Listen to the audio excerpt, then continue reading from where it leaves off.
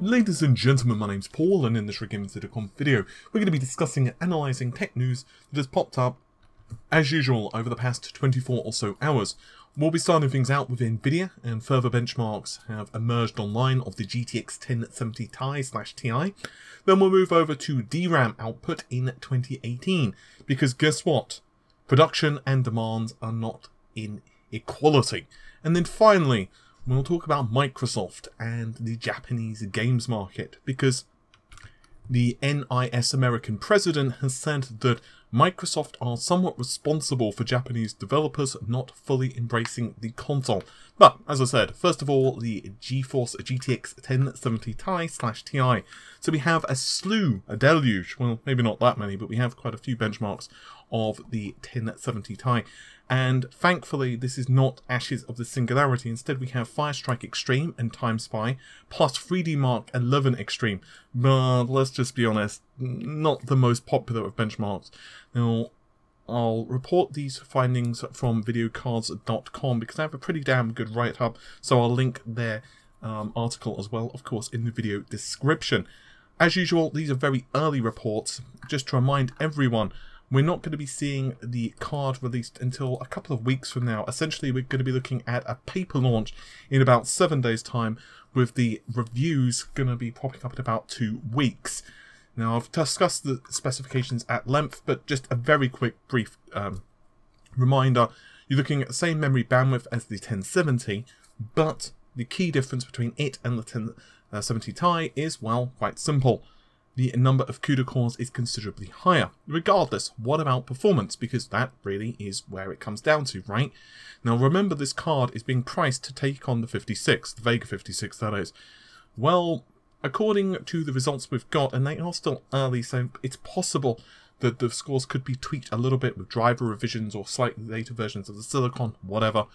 We're looking at a score of around 9500. This is for Firestrike Extreme. To put that into some level of context, it's about on par with the 56, Vega 56, depending on what setting it has. This does, however, definitely pip the regular 1070 to the post. However, when it comes to the 1080, yes, it's definitely ahead.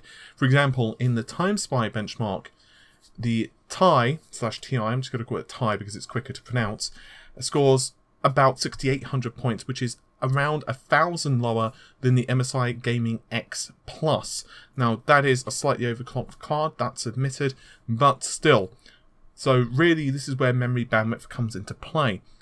What we have here is a situation where the 56 is slightly slower in some benchmarks and slightly faster in other benchmarks. What do I think? Well, it looks a very nice card. The major issue I have against this particular graphics card is very simple. Well, there's two. One, memory bandwidth is definitely going to be a problem. It looks like it's going to be using 8 GBps RAM. There were early reports that it could possibly squeeze to 9 or even 10 GHz, but that's pretty much confirmed that it's not going to be using GDDR5X, which basically torpedoes those rumours. The other issue is it looks like it's not going to be overclockable. Whether that's the case, I don't know. Some people are reporting it's definitely not. Other people are reporting it will be, but very constrained. Other people are reporting that it's not going to be the core and maybe you'll be able to clock the RAM.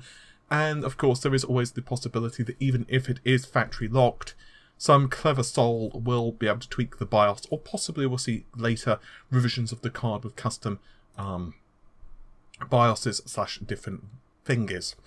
Different clock speeds. That's the word I was looking for with fingers. Clock speed's a difficult term. Very technical. Anyway, what about DRAM?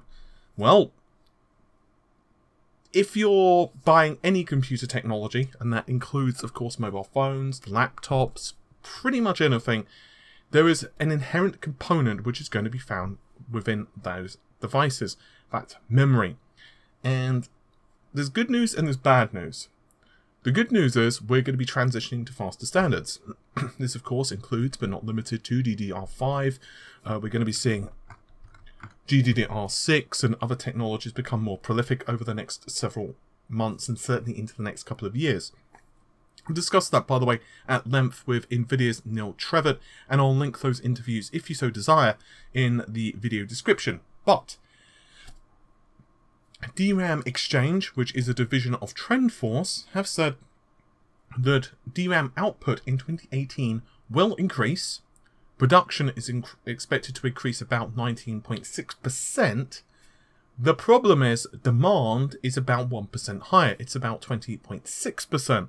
So what does that mean? Well, very simple. Although that may sound a titchy number, it's not, because 1% when we're dealing with millions of devices being sold, I mean, think of just the number of, let's say, Android cell phones which are being produced. Quite simply, they have this is a quote from Trendforce themselves, and they say that suppliers have, quote, opted to slow down their capacity expansions and technology migrations so they can keep next year's prices at the same level as during this year's second half. Doing so will help them sustain a strong profit margin. What does that mean? Well, quite simple. It's an artificial slowdown. So companies like Samsung, companies like Micron and SK Hynix are not necessarily operating at their maximum capacity. In other words, if they really wanted to, they could increase production. I don't know how much by, there's not a specific number mentioned in what I'm reading, but they could certainly increase it, and prices, of course, would fall. This is very much like any supply-demand situation. And unfortunately, you can have a company which will, or companies, or I guess in this case, it's quite literally the entire industry, which are able to increase demand by simply reducing less actual, product. Or in other cases, let's say it's natural, so for example, oil or gas. You have other times where the price goes up, and obviously the byproducts of, for example, oil, so in other words, petroleum if you prefer, whatever, those products, but for the end consumer, become more expensive. However, when the prices of oil fall, what happens? Well, yes, of course, prices at the pump will diminish as well. Unfortunately, it's not in line with the same speed as it rose initially, so that's unfortunately going to be the case. And finally, Takura Yamashita, hopefully his name has been pronounced correctly and not butchered just then, who is the NIS American president, and has recently conducted an interview with MCV UK. Now, don't forget, Xbox in Japan has not typically done too well. The original Xbox did have some games which definitely were very Japanese-centric. For example, Dead or Alive on the Xbox, if memory serves, the developers behind that actually really liked the original Xbox. They really enjoyed the hardware. They found that it was very powerful. They quite liked working with Microsoft. And even Ninja Gaiden, of course, very similar. However, this in particular individual, once again, Takura Yamashita, has said, honestly speaking, Microsoft's approach to Japanese games has not been very supportive. Microsoft, for Japanese games, there's still a niche element to them, no matter what it might be. Microsoft is also a minimum order quality to their games. And their whole structure isn't really geared towards niche games or smaller games like Japanese titles, so they're not really supportive of Japanese game developers. And also, the senior associate producer, Alan Costa, has said, we always try to pay attention to demand and what our fan base is. This is from Microsoft themselves. We obviously not opposing trying new things. Disgaea 5 on Switch was one of those and played off, but we're already moving forward there. I think that the game's rightly presented itself, a game that has already had a certain level of awareness for people, and we're definitely interested in giving it a chance. So, what does all this mean? Oh, quite simple.